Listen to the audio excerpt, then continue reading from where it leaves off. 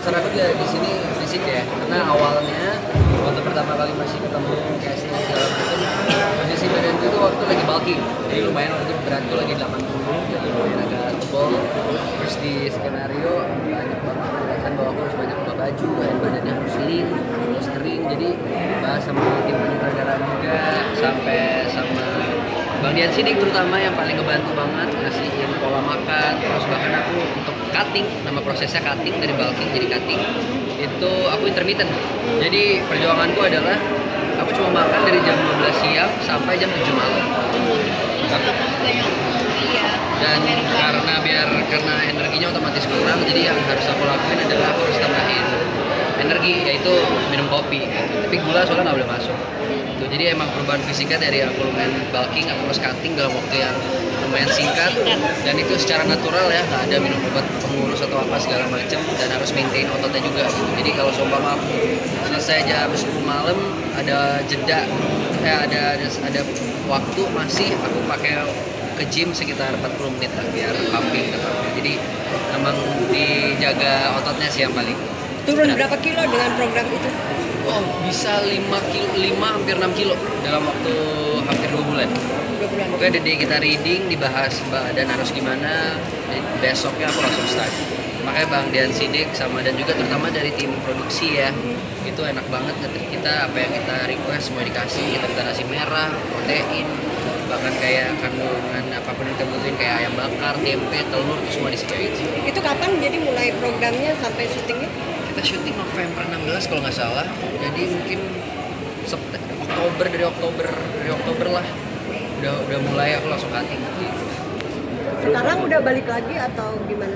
Kalau sekarang aku kurusan karena bulan lalu pas Maret aku sempat sakit opname karena infeksi ada di usus halus, itu juga karena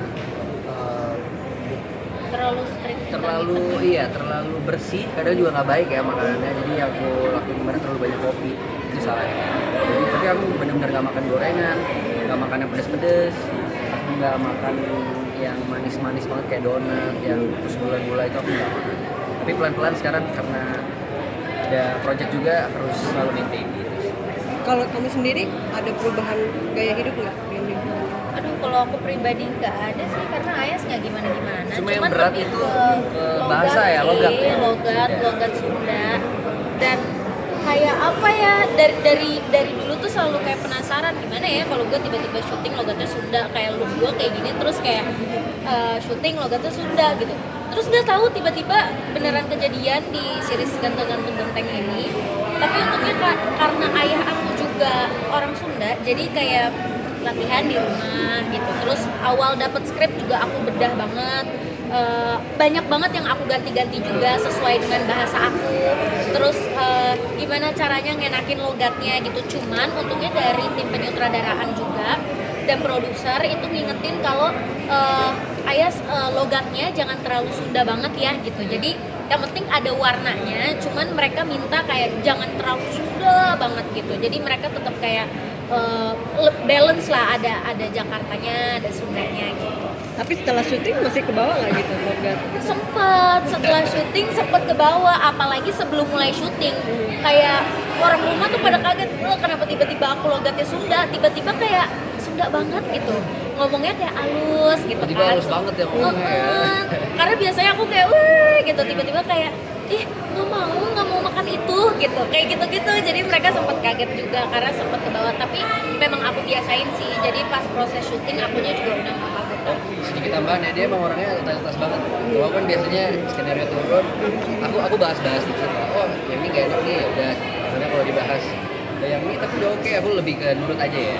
Nah tapi kalau dia benar-benar detail banget. Ini bahasanya ini enak gak ya? Aku juga. Hari pertama dia udah oke, hari besoknya dia coba, dia ngerasa kurang lagi, dia coba lagi, dia ubah, dia cari terus kata-katanya biar dapat banget sampai logat Sundanya. Jadi emang Sama orangnya kok, totalitas banget. Antonio juga sangat totalitas Oh, menurut aku. itu semua kasih bonus dari dia nih. Enggak, beneran, karena kamu juga tipe yang ngulik banget, dan Antonio salah satu teman main aku yang mau banget untuk gimana ya caranya untuk ngenakin ini, gimana ya biar kita dapet chemistry-nya di sini. Dia tuh sangat profesional banget menurut aku dan mau diajak janjian karena ada juga ada pemain-pemain lain yang kalau ngerasa enggak gue udah cukup gitu dan mereka menutup diri, tapi kalau Antonio enggak, dia selalu membuka dirinya untuk gimana caranya kita bisa sama-sama enak. Terus untuk adegan romantis gitu di sini tuh gimana sih kalian diskusinya gitu sebelum syuting atau Wah gimana? sebenarnya nanti di awal kan emang kita belum terlalu kelihatan ya, baru ribut-ributnya. Sebenarnya nanti kedepannya banyak banget sih kita yang romantis dan bahkan ada yang gongnya juga ya nanti ya. Ya, cuman Surprise mungkin ya. belum ditampilin juga ditampilin dan juga. belum dibahas juga. Kita juga nggak tahu sebenarnya adegan itu dimasukin apa enggak. Cuman Tapi kayaknya harusnya dimasukin sih karena emang Iya, momennya iya. pas banget. Terus kebetulan waktu alam juga sangat mendukung. Tiba-tiba ada sunset di belakang, pemandangannya indah. Jadi right moment right dan time. scene itu ya terjadi. Iya. Susah nggak sih ketika syuting adegan romantis? Sebenarnya enggak sih ya. Soalnya itu dia balik lagi yang tadi aku cerita. Bahkan pertama kali aku datang ke kantor base langsung dipertemukan sama Sasa. Padahal kita nggak kenal ya, nggak pernah kenal sebelumnya, nggak pernah ngobrol sebelumnya, belum pernah jalan sebelumnya. Langsung dicoba di kantor base, udah Kita nyambung banget. langsung nyambung aja tektokan Apa- kita langsung nyambung aja di mungkin jokes. kita sama-sama Arya sekali ya, kita sangat masuk banget bener-bener kayak match. Extrovert. Extrovert. Keseruan apa sih selama di Majalengka? Kan katanya kalau yang di waktu di kemarin kan cerita katanya panas banget ya katanya. Wah panas banget Kak. Panasnya tuh benar-benar kan kalau biasanya pemain nongkrongnya di base camp kan. Tapi base campnya itu jauh lebih panas dibanding di luar. Padahal di luar itu udah panas banget karena dia ngendep kan. Karena agak lumayan tertutup gitu. Jangan salah ya, produksi udah bantu kita ngirim Iya. AC tuh, AC kayak sudah tadi tuh Iya. kayak di belakang. Setiap Tapi pojok itu nggak nggak ngaruh. ngaruh sama sekali. Nggak ngaruh karena saking panasnya. Itu pertama kali aku syuting sepanas itu. Di lokasi manapun aku syuting apapun belum pernah ketemu lokasi yang sepanas itu. Itu benar-benar panas banget. Terus selain itu juga masyarakatnya ya, dari orang Majalengka itu Iya. benar-benar very supportive ke kita. Iya. Mereka datang kayak dibilang besok itu Antonio sama yang lain pada syuting tuh jam 6 pagi mereka udah di sini. Kalau kita Iya. palingan jam 8. Tapi dibilang sama kruku jam 6 tuh, jam 6 udah syuting. Mereka semua jam 6 pagi udah time, udah nungguin kita rame-rame, bawain kita makanan, bawain kita barang-barang, ngasih segalanya. Terus dan paling penting mereka sangat welcome. Ada yang aneh, ya mungkin ada satu dua baru kita masih dengan mereka dan mereka sangat apa ya jatuhnya Mereka support banget lah Support karena kita banget.